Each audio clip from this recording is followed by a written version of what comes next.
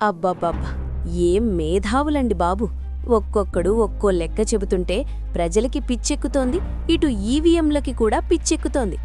గంటకి ఇన్ని ఓట్లు పడ్డాయి, నిమిషానికి అన్ని ఓట్లు పడ్డాయి అంటూ వీళ్లు చెప్పే సొల్లు పురాణాలు వింటుంటే వీరి మట్టి బుర్రలకి అసలు విషయం ఎప్పుడర్థమవుతుందా అనిపిస్తోంది. ఒకప్పుడు మంచోడు మంచోడంటే మిద్దెకుచ్చపోసాడంట అన్నట్టుంది వీళ్ల వ్యవహారం. ప్రజలకి మంచి చెప్పడం మానేసి అనుమానాలు రేకెత్తిస్తున్నారు. ఈ పరమేధావులు చేసే రచ్చ అంతా కాసులకి కక్కుర్తిపడి ప్రజల్ని కన్ఫ్యూజ్ చేయడానికే. వీరు చెబుతున్న ఆ 12% మాయ ప్రకారం చూస్తే 800 ఓట్లు ఉన్న బూతులో 896 ఓట్లు ఉండాలి. మరి ఆ అదనపు ఓట్లు ఎక్కడివో ఈ మేధోమథనంలో ఎలా తేలాయో ఈ బుర్రలకే తెలియాలి. ఇకనైనా ఈ డ్రామాలు ఆపి కాస్త ఆత్మవిమర్శ చేసుకోండి.